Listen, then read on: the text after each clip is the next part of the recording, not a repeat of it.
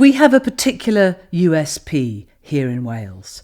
One of the key strengths of the RSA is to work in the context of looking at improving public services so that they perform better for our communities. And here in Wales, we have the Wellbeing of Future Generations Act, a world-leading piece of legislation that looks at exactly that. How do we transform our public services for the better benefit of our communities, both for current and future generations? And in doing so, the Act asks us to look at a low-carbon future, a biodiverse future, a healthier future, a future that celebrates our languages, a future that is more equal, a future that makes us more globally responsible. And it charges those public services that we all experience every day of our lives with ensuring that not only do they meet those goals, but that they work differently. They work with each other. They look at trying to create more preventative outcomes. They look at the long term. They involve people in decision making about their own futures. And now that we have this Act in Wales, what we found is that good decision making anywhere across the world has these characteristics, but Wales is the only country that has turned them into law. So that RSA Cymru Wales, our fellows, are now working together to tell their stories, to show how the Act is transforming their practice, and in doing so, they are leaders in their communities. And they're all volunteers. They're giving of their time because together, as the RSA, we can work with people and with organisations to make the world a better place. I hope you enjoy the stories you're about to hear. What we do is build startup communities, so our goal is around trying to match people who want to start something new with other people who are going through a similar experience. It's a very real condition that people who are at that very early stage feel quite vulnerable or quite exposed to the risk, and everyone around them is telling them, why are you doing this? When you spend time around people doing something that you respect and they respect you, that gives you the confidence. So we started our first base in Caerphilly in South Wales. What we've realised, there's amazing people all over Wales in all of these communities who feel incredibly optimistic and people who feel incredibly pessimistic. The modern economy could be quite an exciting, inclusive, new way for people to earn money to pay their costs in life. But for a lot of people, it feels very exclusive. It's confusing. People don't know what they can do. So we look to use our spaces to help people see that actually there's plenty of opportunity. The way we build community is a mixture of everything. We're really focused on inclusivity, so making sure that people don't think that unless you're looking to create 100 jobs, you're not welcome, or unless you're a freelancer, you're not welcome. The freelancers work with the growing companies to help give them scale when they need it and help give business back to the freelancers. So there's very much a sense of giving and taking within the space and within the community. We've got an online community as well that people can ask those questions of, I need someone to help with my tax return, or I've got a client in America, how do I invoice them, things like that. So there's the kind of ad hoc stuff and then there's the formal stuff. We think for future generations that's a very important thing that we understand, is that no matter where you live in Wales, in the UK and the world, you can live well, you can live a fulfilling life, a challenging life, a creatively satisfying life. So we see this as being something to develop all over the place. We're an organic farm, a permaculture farm. We farm for conservation, we farm in harmony with nature. But to be frank, we can only do that because we both work off the farm as well. It needs to become much more profitable for farmers and the stewards of the land to farm in a way that supports Welsh Government policy for a more resilient Wales by investing in measures that will improve soil, improve water, improve air quality, and replant some of our landscape with trees that will sequester carbon. So the green economy is the only sustainable and resilient choice now. Anything else is unthinkable. So the Act, I think, is inspirational.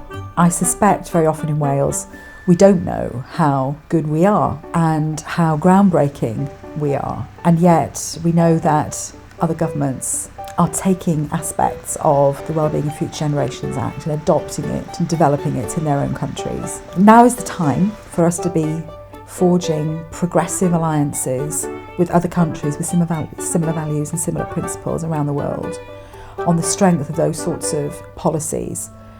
So it can be exciting in spite of the turbulence and upheaval that no doubt we are going to have to get through first. So whilst the challenges are enormous, the opportunities are here now for Wales to really forge a path for us to create a more resilient Wales.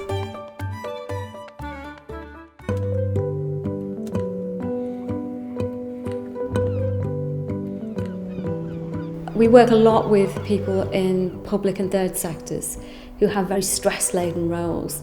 But when we sort of backed up from that and look at the bigger picture of who are providing services, we could see that there's a huge input from what we call the third workforce. My mum had MS to a point where I was caring for her, making sure she was taking her pills, seeing if she was all right, taking her to bed, doing all sorts. And I've been doing it for about 4 or 5 years.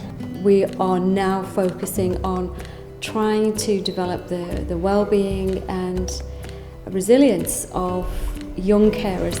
Well, they provide an unpaid service, doing increasingly more complex emotional and physical support for family members. But I think the young people in Wales need to have an identity that gives them something more positive about their caring role, so that they can see that what they're doing is valued by society. We're going to have a soft launch next year of a Young Carers Academy, and we're inviting everybody to come and work with us on this. They have incredible ability to care, but they also have skills in time management, in interpersonal skills, in managing sort of quite complex systems, and none of that is acknowledged. Young carers are a vulnerable group. Their chances of educational achievement are lower. Their potential for a lowered well-being is higher. If we can get them to a place where we can address those things, then their contribution as a well-being society is considerable. You're not in it for the money, you're not in it for the days out, you're not in it for anything. You're in it because you care.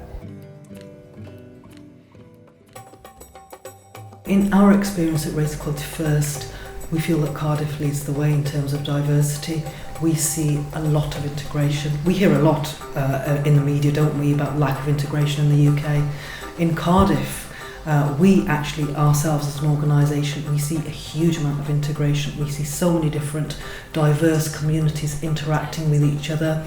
They come to our activities, they come and access our services here at Race Equality First, and we sometimes have within one group 7-8 different ethnic minority groups of people interacting with each other, integrating, socialising, networking with each other, or coming just to learn yoga or swimming. We see a myriad of different diverse communities who are integrating with each other, and it's very rare that we ever require translation or interpretation services. People communicate with each other, they want to communicate, they want to socialise, and they do want to integrate. Cardiff, in our eyes, leads the way in terms of integration for a diverse society in the UK.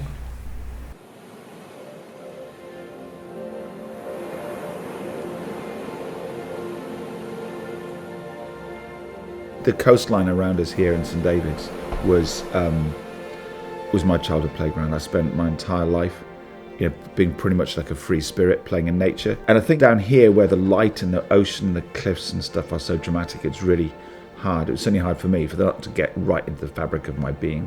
Most of my time now is spent connecting people to make good things happen faster. And I tend to draw on people from varied networks across the world, from nature, environment, enterprise, business, NGOs and government. And for me it's the cross-sector, cross-level, cross-country connections that makes things vibrant.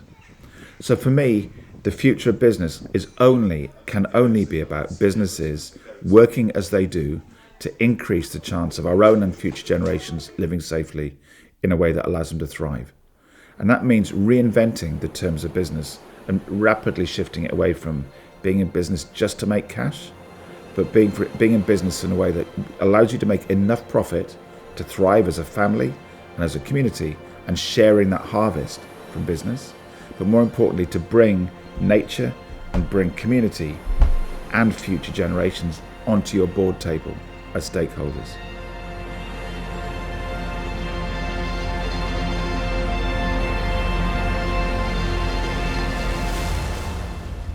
Initially I was working as an actor to varying degrees of success in the industry, mostly in screen. I started to find ways to learn a bit more about arts fundraising and found myself in an internship. And 3 weeks into that internship, happened upon the opportunity to build a new theatre in Cardiff. I think very specifically The Other Room for me was about development of artists and retention of talent here in Wales and building sustainable careers in theatre, and providing opportunities at that grassroots to really platform people and create connections for them to continue their artistic careers.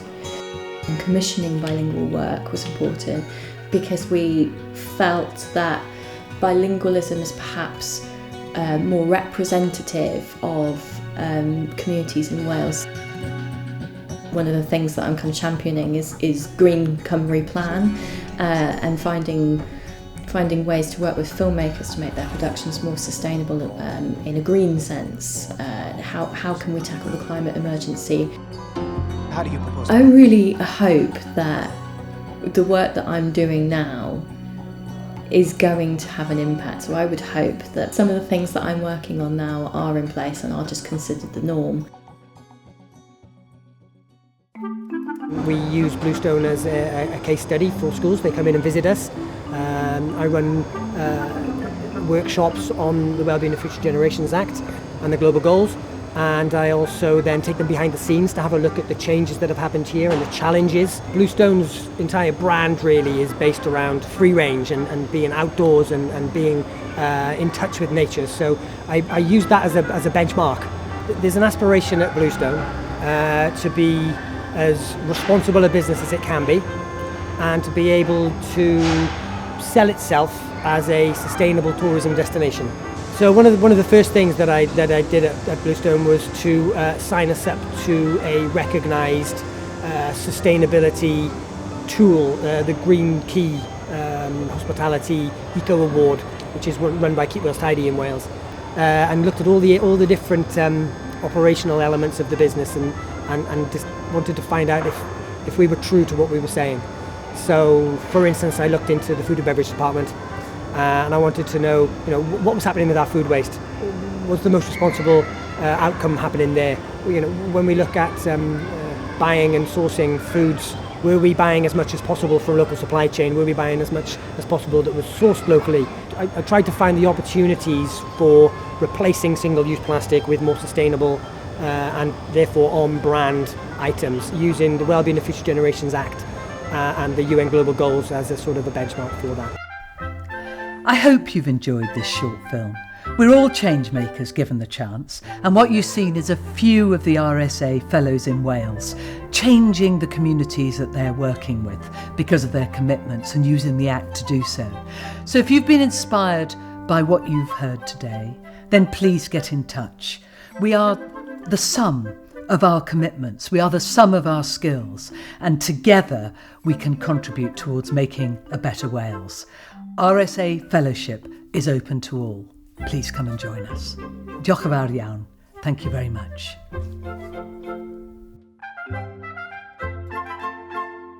Thank you.